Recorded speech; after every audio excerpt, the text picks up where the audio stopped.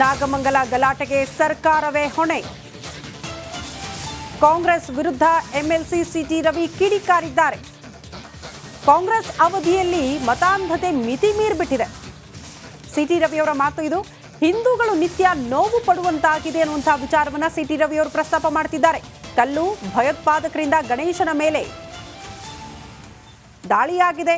ಮಚ್ಚು ಲಾಂಗು ಹಿಡ್ಕೊಂಡು ಬಂದು ಗಲಾಟೆ ಮಾಡಿದ್ದಾರೆ, ಗಲಭೆ ಎಬ್ಬಿಸಿದ್ದಾರೆ. ಇದಕ್ಕೆ ಉತ್ತರ ಪ್ರದೇಶ ಮಾದರಿ ಸರ್ಕಾರವೇ ಮದ್ದು ಅನ್ನುವಂತಹ ವಿಚಾರವನ್ನ ಪ್ರಸ್ತಾಪ ಮಾಡಿದ್ದಾರೆ. ಎಕ್ಸ್ ಮೂಲಕ ಪೋಸ್ಟ್ ಮಾಡಿ ಸಿಟಿ ರವಿ ಕಿಡಿಕಾರಿದ್ದಾರೆ. ಉತ್ತರ ಪ್ರದೇಶ ಮಾದರಿ ಅಂದ್ರೆ ಈ ತಪ್ಪಿತಸ್ಥರ ಮನೆಗಳನ್ನ ಬುಲ್ಡೋಸರ್ ಹತ್ತಿಸಿ ಧ್ವಂಸ ಮಾಡ್ತಾರಲ್ಲ, ಆ ರೀತಿ ಮಾದರಿನೇ ಸೂಕ್ತ. ನಮ್ಮ ರಾಜ್ಯದಲ್ಲೂ ಕೂಡ ಪರಿಸ್ಥಿತಿನ ತಿಳಿಗೊಳಿಸಬೇಕು ಅಂದ್ರೆ, ಶಾಂತಿ ನೆಲೆಸಬೇಕು ಅಂದ್ರೆ ಆ ರೀತಿ ಕಟ್ಟುನಿಟ್ಟಿನ ಕ್ರಮಗಳನ್ನ ಕೈಗೊಳ್ಳಬೇಕಾಗತ್ತೆ ಅಂತ ಸಿಟಿ ರವಿ ಅವರು ತಮ್ಮ ಎಕ್ಸ್ ಖಾತೆಯಲ್ಲಿ ಇದನ್ನ ಪ್ರಸ್ತಾಪ ಮಾಡಿದ್ದಾರೆ.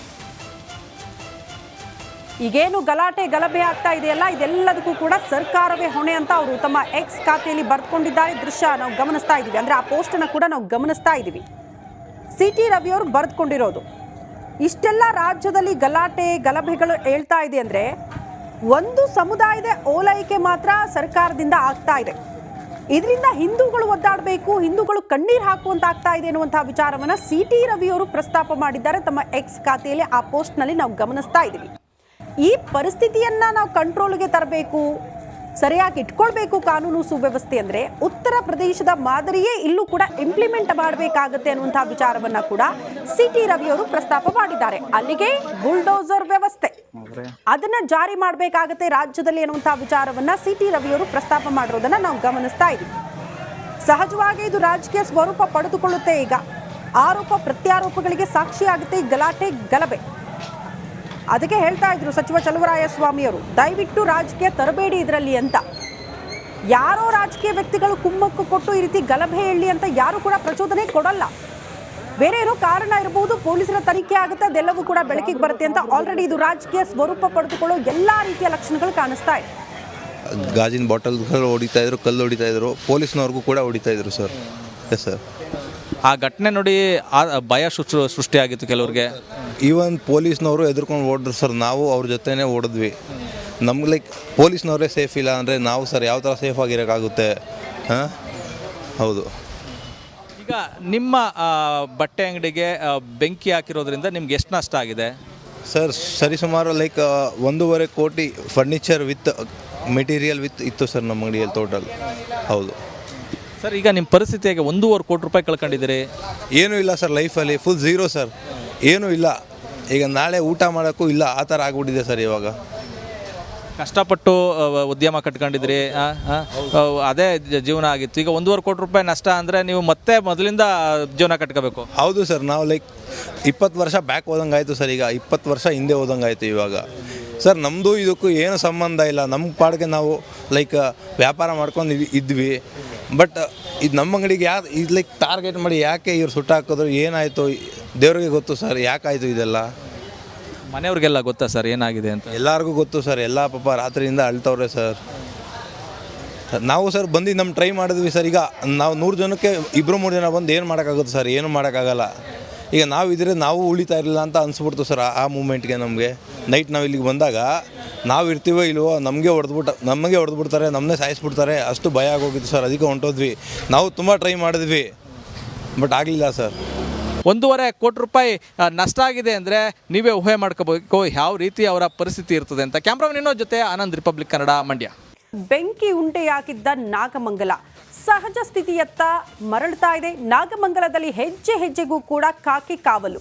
ಸೂಕ್ಷ್ಮ ಪ್ರದೇಶಗಳಲ್ಲಿ ಎಸ್ಪಿ ನೇತೃತ್ವದಲ್ಲಿ ರೌಂಡ್ಸ್ ಕೂಡ ಆಗ್ತಾ ಇದೆ. ಎಸ್ಪಿ ಮಲ್ಲಿಕಾರ್ಜುನ ನೇತೃತ್ವದಲ್ಲಿ ಪಹರೆ. ಕೆಲವೇ ಕ್ಷಣಗಳಲ್ಲಿ ಸಚಿವ ಚಲುವರಾಯಸ್ವಾಮಿ ಅವರು ಭೇಟಿ ಕೊಡ್ತಾರೆ. ಕಾರಣ ಅವರ ಸ್ವಕ್ಷೇತ್ರ, ಜೊತೆಗೆ ಮಂಡ್ಯ ಜಿಲ್ಲೆಯ ಉಸ್ತುವಾರಿ ಸಚಿವರು ಕೂಡ ಹೌದು. ಹಾಗಾಗಿ ಪರಿಸ್ಥಿತಿಯ ಅವಲೋಕನ ಈಗ ಆಲ್ರೆಡಿ ಮಾಹಿತಿ ಪಡೆದುಕೊಂಡಿದ್ದಾರೆ.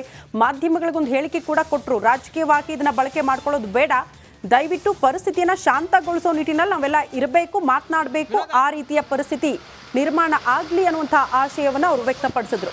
ಎಲ್ಲರ ಆಶಯ ಕೂಡ ಅಷ್ಟೇ, ಕೋಮು ಸೌಹಾರ್ದತೆ ಕದಡಬಾರದು, ಕಾನೂನು ಸುವ್ಯವಸ್ಥೆಯನ್ನ ಯಾರು ಕೂಡ ಹಾಳು ಮಾಡಬಾರದು ಅನ್ನೋದಷ್ಟೇ ನಮ್ಮ ಆಶಯ. ಸದ್ಯ ದೃಶ್ಯ ನೋಡ್ತಾ ಇದ್ದೀವಿ. ಬೈಕುಗಳು ಜಖಮಾಗಿರೋದು, ಅಂಗಡಿ ಮುಂಗಟ್ಟುಗಳು ಸುಟ್ಟು ಕರಕಲಾಗಿರೋದು, ಹಲವು ವ್ಯಾಪಾರಸ್ಥರು ಕಣ್ಣೀರು ಹಾಕ್ತಿದ್ದಾರೆ. ಸರ್ಕಾರದ ನೆರವಿಗಾಗಿ ಅಂಗಲಾಚಿ ಬೇಡ್ಕೊಳ್ತಿದ್ದಾರೆ. ಈಗ ಸಚಿವರು ಬಂದ ಬಳಿಕ ಏನ್ ಭರವಸೆ ಸಿಗಬಹುದು ವ್ಯಾಪಾರಸ್ಥರಿಗೆ ಅನ್ನೋದೇ ಪ್ರಶ್ನೆ. ಅವ್ರು ಬರಲಿ ಅಂತಾನೆ ವ್ಯಾಪಾರಸ್ಥರು ಕಾಯ್ತಿದ್ದಾರೆ. ಕಾರಣ ಯಾರೋ ಮಾಡಿರೋ ತಪ್ಪಿಗೆ ಯಾರೋ ಗಲಭೆ ಎಬ್ಬಿಸಿದ್ರು ಅಂದ್ರೆ ಇವ್ರು ಯಾಕೆ ಒದ್ದಾಡಬೇಕು, ಇದು ಪ್ರಶ್ನೆ. ಹಲವರು ಇದನ್ನೇ ನಂಬಿಕೊಂಡು ಜೀವನ ಮಾಡ್ತಿದ್ದವರು ಈಗ ಜೀವನ ಬೀದಿ ಪಾಲಾಗ್ತಿದೆ. ನಮ್ಮ ನೆರವಿಗೆ ಸರ್ಕಾರ ಬರಲೇಬೇಕು ಅನ್ನುವಂಥ ಆಗ್ರಹ. ಮತ್ತೊಂದು ದೃಶ್ಯ ನಾವು ಗಮನಿಸ್ತಾ ಇದೀವಲ್ಲ, ರಾತ್ರಿ ಇಂಥ ಪರಿಸ್ಥಿತಿ ಇತ್ತು. ಬೆಂಕಿ ಎಲ್ಲ ಕಡೆ ಕೂಡ ಬೆಂಕಿ ಹೊತ್ಕೊಂಡಿದ್ದ ದೃಶ್ಯ, ಅದನ್ನ ನಂದಿಸುವ ಕೆಲಸಗಳಾಯ್ತು. ನಂದಿದ ಬಳಿಕ ಸದ್ಯ ಅಲ್ಲಿನ ಪರಿಸ್ಥಿತಿಯನ್ನ ಒಂದ್ ಕಡೆ ದೃಶ್ಯದಲ್ಲಿ ನಾವು ಗಮನಿಸ್ತಾ ಇದ್ದೀವಿ. ನೋಡಿ, ವಾಹನಗಳಲ್ಲೇ ಎಷ್ಟು ಸುಟ್ಟು ಕರಕಲಾಗಿದೆ. ವಾಹನಗಳು ಪತ್ತೆ ಆಗಲ್ಲ ನಿಮಗೆ. ಸರಿ ಸುಮಾರು 8 ರಿಂದ 9 ಅಂಗಡಿ ಮುಂಗಟ್ಟುಗಳು ಸುಟ್ಟು ಭಸ್ಮವಾಗಿದ್ರೆ 7 ರಿಂದ 8 ವಾಹನ ಕೂಡ ಇದೇ ರೀತಿ ಸುಟ್ಟು ಕರಕಲಾಗಿದೆ ಅಂತ ಹೇಳಲಾಗ್ತಾ ಇದೆ. ಇನ್ನಷ್ಟೇ ಮಾಹಿತಿ ಸಿಗಬೇಕು, ಎಷ್ಟೆಷ್ಟು ಎಲ್ಲೆಲ್ಲಿ ಯಾವ ಮಟ್ಟಿಗೆ ಹಾನಿಯಾಗಿದೆ ಅಂತ. ವ್ಯಾಪಾರಸ್ಥರು ಪಾಪ ಬೆಳಗ್ಗೆ ಬಂದು ತಮ್ಮ ಅಂಗಡಿಗಳನ್ನು ನೋಡಿದಾಗ ಸುಟ್ಟು ಕರಕಲಾಗಿತ್ತು, ಎಲ್ಲವೂ ಕೂಡ ನಾಶವಾಗಿತ್ತು. ಅದನ್ನ ನೋಡಿ ಕಣ್ಣೀರು ಹಾಕ್ತಿದ್ದಾರೆ. ಈ ಬಗ್ಗೆ ಮತ್ತಷ್ಟು ಡೀಟೇಲ್ಸ್ ಅನ್ನ ಕೊಡ್ತಾ ಹೋಗ್ತಾರೆ ನನ್ನ ಸಹೋದ್ಯೋಗಿ ರಂಜಿತ್. ಸ್ಪಾಟ್ ಇಂದ ನೇರ ಸಂಪರ್ಕದಲ್ಲಿ ಜಾಯಿನ್ ಆಗ್ತಿದ್ದಾರೆ. ರಂಜಿತ್, ಒಂದಂತೂ ಸ್ಪಷ್ಟ ಆಗ್ತಾ ಇದೆ, ಯಾರೋ ದುಷ್ಕರ್ಮಿಗಳು ಮಾಡಿರುವಂತಹ ಕೃತ್ಯಕ್ಕೆ ಈಗ ಬಡ ವ್ಯಾಪಾರಸ್ಥರು ಕಣ್ಣೀರು ಹಾಕಬೇಕು. ಅವರು ಜೀವನ ಬೀದಿ ಪಾಲಾಗಿದೆ. ನಿಜಕ್ಕೂ ಸರ್ಕಾರ ಈಗ ಅವರ ಬೆಂಬಲಕ್ಕೆ ನಿಂತ್ಕೊಳ್ಳಲೇಬೇಕಾದಂತಹ ಅನಿವಾರ್ಯತೆ. ಮೋಸ್ಟ್ಲಿ ಸಚಿವರು ಎಷ್ಟೊತ್ತಿಗೆ ಬರಬಹುದು, ಏನ್ ಭರವಸೆ ನಿರೀಕ್ಷೆಯಲ್ಲಿದ್ದಾರೆ ವ್ಯಾಪಾರಸ್ಥರು?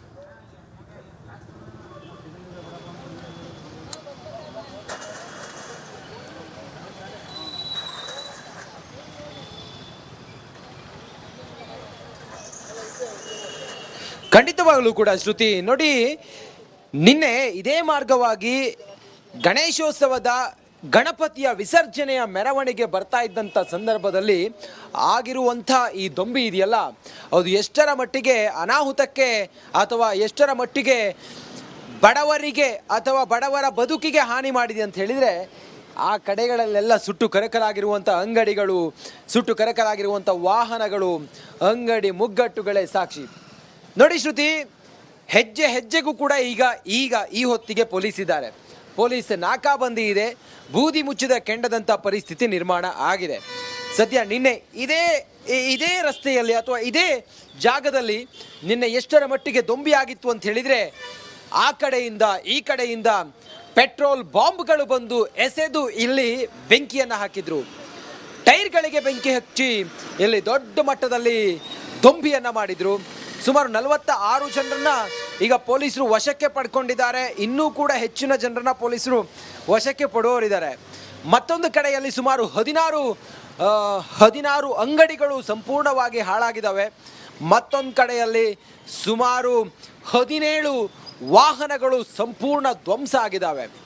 ಇದೆಲ್ಲದರ ನಡುವೆ ಬೆಳ್ಳಂಬೆಳಿಗ್ಗೆ ಈ ವಶಕ್ಕೆ ಪಡೆದಂಥ ಮನೆಯವರು ಬರ್ತಾ ಇದ್ರು. ಮನೆಯವರು ಬಂದು ಠಾಣೆ ಎದುರು, ಪೊಲೀಸ್ ಠಾಣೆ ಎದುರು ಬಂದು ಗಲಾಟೆ ಮಾಡಿದ್ರು. ಮಹಿಳೆಯರೆಲ್ಲರೂ ಕೂಡ ಬಂದು ಗಲಾಟೆ ಮಾಡಿದ್ದನ್ನು ಕೂಡ ನಾವು ಗಮನಿಸಿದ್ದೀವಿ. CCTV ದೃಶ್ಯಗಳನ್ನು, ಮೊಬೈಲ್ ದೃಶ್ಯಗಳನ್ನು ಪರಿಶೀಲಿಸಿ ಕೆಲವರನ್ನು ಈಗ ವಶಕ್ಕೆ ಪಡಿತಾ ಇದ್ದಾರೆ. ಇನ್ನೂ ಕೂಡ ಹೆಚ್ಚಿನ ಸಂಖ್ಯೆಯಲ್ಲಿ ವಶಕ್ಕೆ ಪಡುವವರಿದ್ದಾರೆ.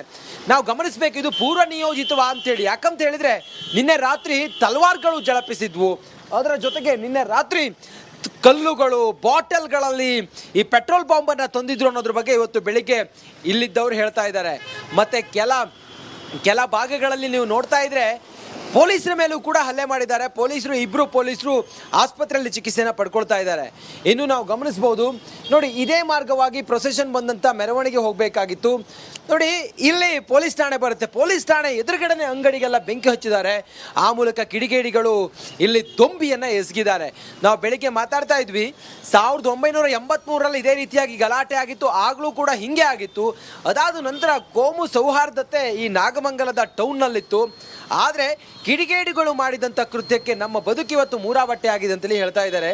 ನಿನ್ನೆ ಆಗಿರುವಂಥ ಘಟನೆಗೆ ಇವತ್ತು ಸಂಪೂರ್ಣವಾಗಿ ಇಲ್ಲಿರುವಂಥ ಮಾರ್ಕೆಟ್ ಏರಿಯಾ ಇದು. ಯಾವಾಗಲೂ ಕೂಡ ಜನಜಂಗುಳಿ ಹೀಗೆ ಇರುತ್ತೆ. ಇಲ್ಲಿ ನೀವೀಗ ವಾಹನಗಳನ್ನು ಮತ್ತು ಬಸ್ ಎಲ್ಲ ನೋಡ್ತಾ ಇದ್ದೀರಿ. ಆದರೆ ಇಲ್ಲಿ ಎನಿ ಟೈಮ್ ಇಲ್ಲಿ ಗೀಜಿ ಇಡುವಂಥ ಜನ ಇರುತ್ತೆ.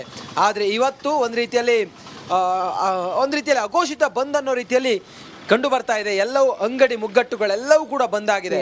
ರಾತ್ರಿ 6 ಗಂಟೆಗೆ ಗಲಾಟೆ ಶುರುವಾದಾಗ ಇಲ್ಲಿ ಅಂಗಡಿಗಳನ್ನ ಕ್ಲೋಸ್ ಮಾಡಿ ಹೋದವರು ಬೆಳಿಗ್ಗೆ ಬಂದು ನೋಡಿದ್ರೆ ತಮ್ಮ ಅಂಗಡಿಗಳು ನಾಮಾವಶೇಷವಾಗಿ ಹೋಗಿದೆ. ಸಂಪೂರ್ಣವಾಗಿ ಅಂಗಡಿಗಳೆಲ್ಲವೂ ಕೂಡ ಸುಟ್ಟು ಕರಕಲಾಗಿರೋದು. ಕಣ್ಣೀರು ಹಾಕ್ತಾ ಇದ್ದಾರೆ. ಲಿಟ್ರಲಿ ಅವರು ಕಣ್ಣೀರು ಹಾಕ್ತಾ, ನಾವು ಅಮಾಯಕರು, ಈ ಕಿಡಿಗೇಡಿಗಳು ಮಾಡೋ ಕೃತ್ಯಕ್ಕೆ ನಮ್ಮ ನಡುವಿನ ಸಂಬಂಧ ಹಾಳಾಗಿದೆ, ಬಿಡಿ, ಸಂಪೂರ್ಣ ನಮ್ಮ ಬದುಕೆ ಹಾಳಾಗಿದೆ ಅಂತ ಹೇಳಿ ಅವರೆಲ್ಲರೂ ಕೂಡ ಆಕ್ರೋಶವನ್ನು ಹಾಕ್ತಾ ಇದ್ರು, ಕಣ್ಣೀರು ಹಾಕ್ತಾ ಇದ್ರು. ಇದು ನೋಡ್ತಾ ಇದ್ರೆ ನಾವು ಇಲ್ಲಿ ನೋಡ್ಬೋದು, ನಾವು ಇದು ಮಿನಿ ವಿಧಾನಸೌಧ, ಇದು ನಾಗಮಂಗಲದ ಮಿನಿ ವಿಧಾನಸೌಧ. ಎದುರುಗಡೆ ನೋಡಿದ್ರೆ ಪುರಸಭೆ ಕಾರ್ಯಾಲಯ, ಮಾರ್ಕೆಟ್ ಏರಿಯಾ. ಈ ಸ್ಥಳದಲ್ಲಿ ಹಿಂಗಾಗಿದೆ ಅಂತ ಹೇಳಿದ್ರೆ ನಿಜಕ್ಕೂ ಕೂಡ ಇಲ್ಲಿನ ಜನ ಹೇಳ್ತಾರೆ ಇದು ಪೂರ್ವ ನಿಯೋಜಿತ ಪ್ಲಾನ್ ಮಾಡಿ ಇಲ್ಲಿ ಗಲಾಟೆ ಮಾಡಬೇಕು ಅಂತ ಹೇಳಿ. ಓಕೆ ರಂಜಿತ್